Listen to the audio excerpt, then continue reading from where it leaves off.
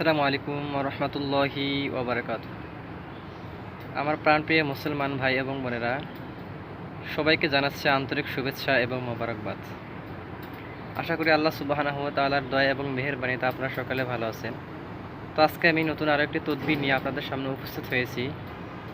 যেই তদবিরটির মাধ্যমে আপনারা আপনাদের স্বামী স্ত্রীর মধ্যে যদি দ্বন্দ্ব থাকে, স্বামী স্ত্রীর মধ্যে যদি অমিল হয়, তাহলে আপনারা অতি দ্রুতই স্বামী স্ত্রী যে মিল মোহব্বত ওটা বেড়ে যাবে ইনশাআল্লাহ।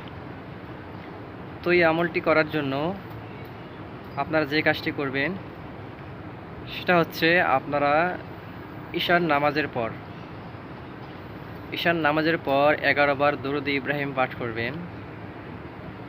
আমি আবারও বলছি, ঈশার নামাজ পড়ার পর সর্বপ্রথম আপনারা সলাতুল হাজত 2 রাকাত নামাজ পড়ে নেবেন এবং আল্লাহর কাছে দোয়া করবেন।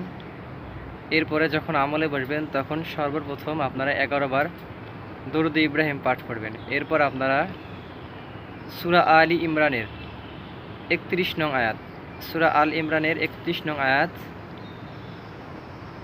সম্পূর্ণ পাঠ করবেন 41 বার পাঠ করবেন সূরা আল ইমরানের 31 নং আয়াত।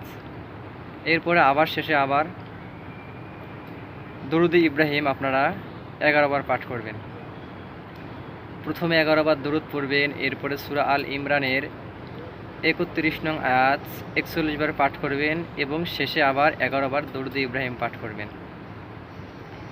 এরপরে আপনারা আপনার স্বামী হোক অথবা আপনার স্ত্রী হোক তার জন্য দোয়া করেন যে আল্লাহ আপনি তাকে আমার কাছে ফিরিয়ে দিন। এভাবে আপনারা দোয়া করতে থাকেন, ইনশাআল্লাহ কিছুদিনের মধ্যেই আপনার স্বামী অথবা আপনার স্ত্রী আপনার কাছে চলে আসবে, এমনকি আপনার প্রতি তার মহব্বত ভালোবাসা বৃদ্ধি পাবে। তো বন্ধুরা, ভিডিওটি যদি ভালো লেগে থাকে অবশ্যই লাইক, কমেন্ট এবং একটি শেয়ার দিবেন। আর অবশ্যই এমন নিত্য নতুন তদবির অথবা আমল পেতে আপনারা অবশ্যই এই চ্যানেলটিকে সাবস্ক্রাইব করবেন। সকলের সুস্থতা কামনা করছি।